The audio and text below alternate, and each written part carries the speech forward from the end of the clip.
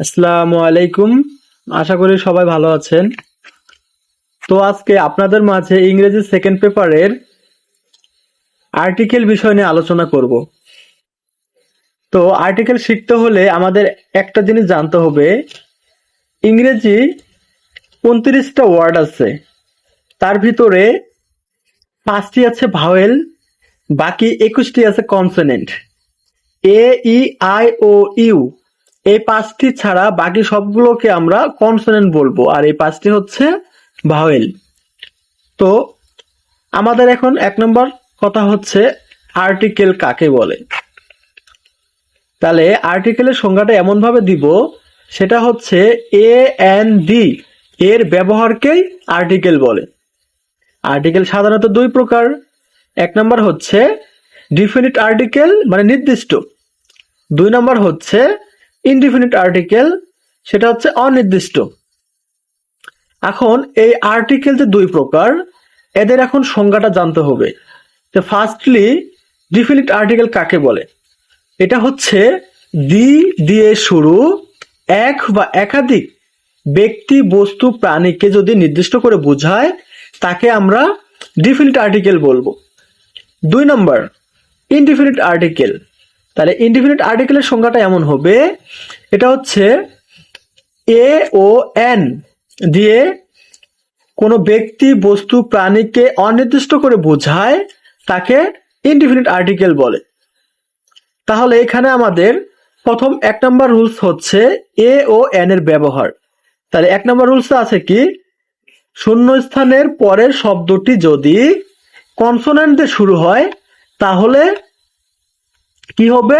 Article a হবে।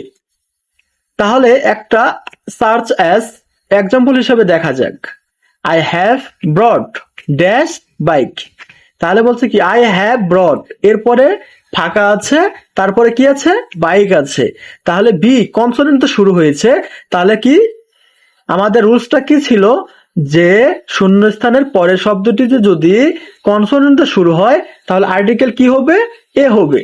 তাহলে আমাদের এখানে কি আছে? বাইকের পূর্বে ফাঁকা আছে, তাহলে বি কনসোনেন্ট, সেক্ষেত্রে এখানে আমাদের এ হবে। তাহলে অ্যান্সারটা হচ্ছে I have brought a bike. 2 নম্বর রুলসটি হচ্ছে, যদি শূন্যস্থানের পরের শব্দটি ভাওয়েল দিয়ে শুরু হয়, তাহলে আর্টিকেল এন হবে। সার্চ আস একটা উদাহরণ দেখি, সেটি যদি আমরা উদাহরণটা এমন দেই, I like in dash apartment. তাহলে এখানে খেয়াল করে দেখেন, আমাদের রুলসটা কি ছিল, যে শূন্যস্থানের পরের শব্দটি যদি ভাওয়েল দিয়ে শুরু হয়, তাহলে আমাদের আর্টিকেল কি হবে? এন হবে। সেক্ষেত্রে দেখেন, এখানে আমাদের উদাহরণটা কি বললাম, যে আই লাইক ইন ফাঁকা অ্যাপার্টমেন্ট। অ্যাপার্টমেন্ট তার মানে কি এ দিয়ে শুরু হয়েছে, এটা হচ্ছে একটি ভাওয়েল। সেক্ষেত্রে আমাদের এর পূর্বে কি হবে? এন হবে। তাহলে আমরা এভাবে কি 2টা রুলস শিখে গেলাম। 1 নম্বর রুলস হচ্ছে, মানে শূন্যস্থানের পরের বা শব্দটি কি হবে? কনসোনেন্ট শুরু হবে, তাহলে আমাদের আর্টিকেল কি হবে? আর্টিকেল হবে আমাদের এ। আর যদি শূন্যস্থানের পরের শব্দটি আমাদের ভাওয়েল দিয়ে শুরু হয়, তাহলে সেখানে হবে কি? আমাদের এন হবে আর্টিকেল। 3 নম্বর রুলসটি হচ্ছে, শূন্যস্থানের পরের শব্দটি যদি ভাওয়েল দিয়ে শুরু হয়, কিন্তু তার উচ্চারণ যদি ইউ এর মতো হয়, তাহলে আর্টিকেল এ হয়। তাহলে এটার একটা উদাহরণ দেখি আমরা কি বলছে। এটা উদাহরণ হিসেবে দিতে পারি কি, ড্যাশ ইউনিভার্সিটি ড্যাশ ইউনিটি। তাহলে কি এ ইউনিভার্সিটি, তারপরে এ ইউনিটি। তাহলে খেয়াল করে দেখেন, এখানে ইউনিভার্সিটি, তাহলে ইউ এর মতো উচ্চারণ হয়েছে, এটা কিন্তু ভাওয়েল, কিন্তু ইউ এর মতো উচ্চারণ হওয়ার কারণে এখানে আমাদের কি? আর্টিকেল এ হয়েছে। এটা বুঝতে পারছেন? আশা করি সবাই এটা বুঝতে পারবেন, এটা সহজ আছে। এখন 4 নম্বর রুলসটা কি, সেটা একটু আপনাদের মাঝে ক্লিয়ার করি। শূন্যস্থানের পরের শব্দটি ভাওয়েল দিয়ে শুরু হবার পরেও তার উচ্চারণ যদি ওয়া এর মতো হয়, তাহলে কিন্তু আর্টিকেল এ হয়। উদাহরণ হিসাবে দেখি, এ 1 টাকা নোট, এ 1 ইয়ার্ড ম্যান। তাহলে এখানে খেয়াল করে দেখেন, ড্যাশ 1 টাকা নোট, ওয়া এর মতো উচ্চারণ হয়েছে।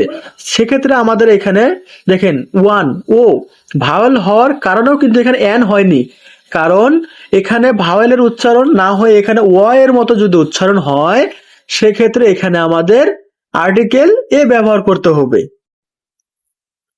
এখন 5 নম্বর রুলসটা কি বলছে সেটা একবার দেখেন। যদি শূন্যস্থানের পরের শব্দটি কনসোনেন্টে শুরু হয় কিন্তু তার উচ্চারণ যদি ভাওয়েলের মতো হয়, তাহলে কি করব? আর্টিকেল এন বসাবো। তাহলে একটা উদাহরণ দেখি। তাহলে মনে করেন এখানে ড্যাশ এম এ, তাহলে এম, তাহলে এম, এম এর উচ্চারণটা কি? যদি আমরা বাংলায় লিখি এ এম, এম, তাহলে এম এর মতো উচ্চারণ হয়েছে, তাহলে এ এটা কিন্তু একটা ভাওয়েলের মতো উচ্চারণ হচ্ছে। সেক্ষেত্রে এখানে আমরা কি করতে পারি? সেক্ষেত্রে এখানে আমরা, যেহেতু এটা এম কিন্তু এটা একটা কনসোনেন্ট, কিন্তু এখানে দেখেন এম এর উচ্চারণটা যদি বাংলা লেখি এম হয় এ, তাহলে এ এটা ভাওয়েলের মতো উচ্চারণ হইলো। কনসোনেন্টটা শুরু হয়েছে কিন্তু ভাওয়েলের মতো উচ্চারণ, সেক্ষেত্রে এখানে আর্টিকেল আমরা কি এন বসাবো।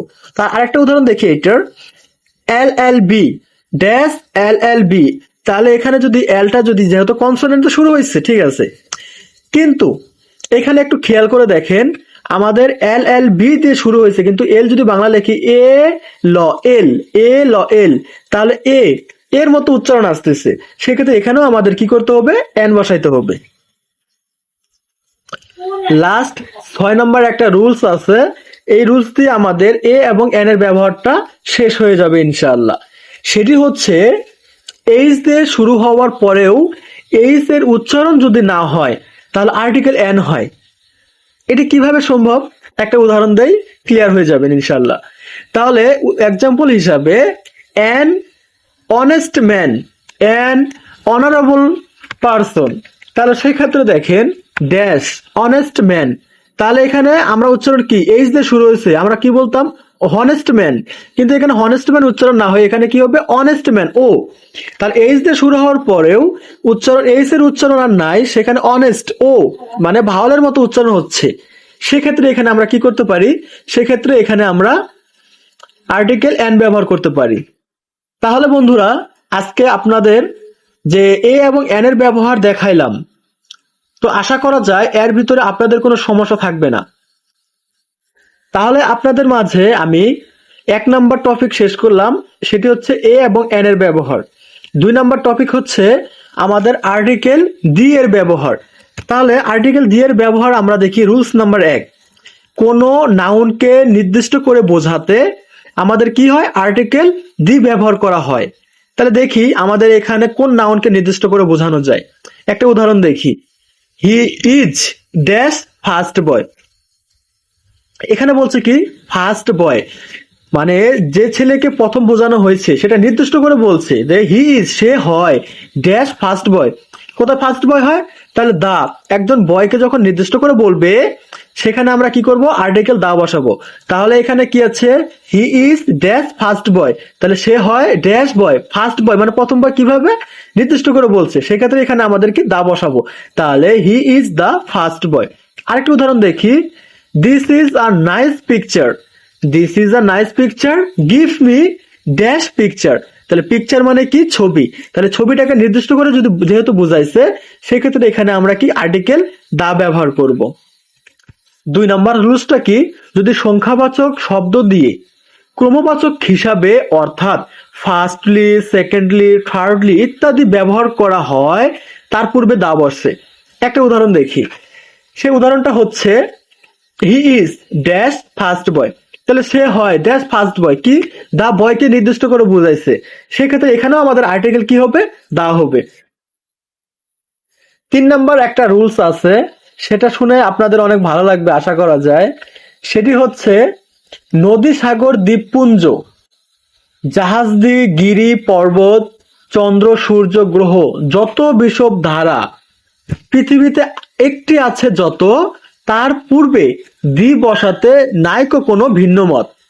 তাহলে দেখেন আমি যে কথাগুলো বললাম, নদী, সাগর, দ্বীপপুঞ্জ, চন্দ্র, গ্রহ, তারপরে জাহাজি, গিরি, পর্বত, পৃথিবীতে এগুলো কিন্তু সবগুলো একটি করে আছে। এগুলোর পূর্বে আমাদের কি আর্টিকেল দা বসাইতে হবে। একটা উদাহরণ দেখি, dash the sunrise in the east, তাহলে এখানে কি বলছে? দ্য সানরাইজ, সান মানে সূর্য, সূর্য পৃথিবীতে কয়টি আছে? সূর্য পৃথিবীতে একটি আছে।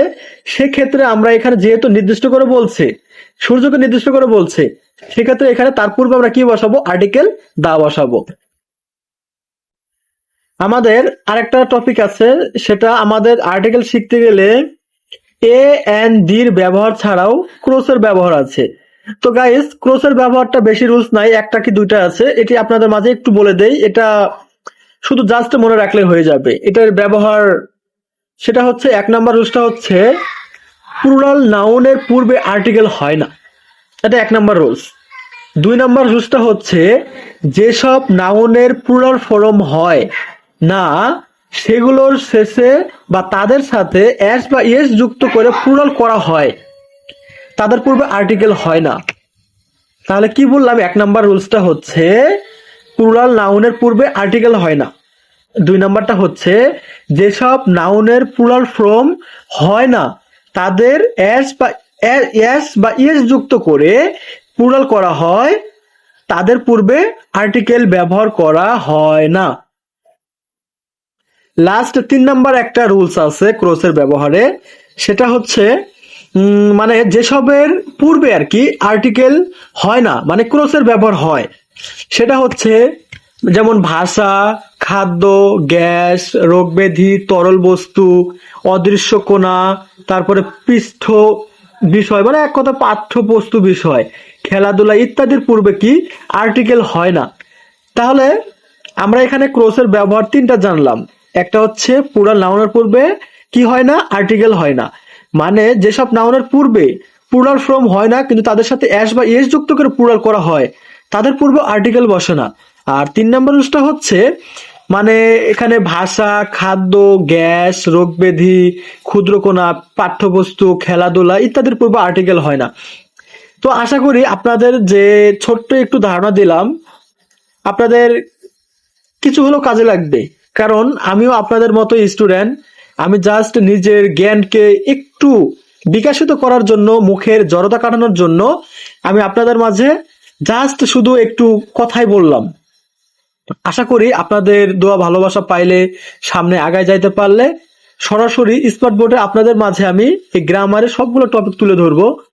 আর সব শেষ কথা হচ্ছে আমার এই ইউটিউব চ্যানেলটি সবাই আপনারা সাবস্ক্রাইব করে দিয়ে পাশে থাকবেন। আশা করি আপনাদের অতি শীঘ্রই ইংরেজির ভালো বেসিক জিনিস নিয়ে আলোচনা করার ট্রাই করব। তো আসসালামু আলাইকুম ওয়া রাহমাতুল্লাহ, সবাই ভালো থাকেন।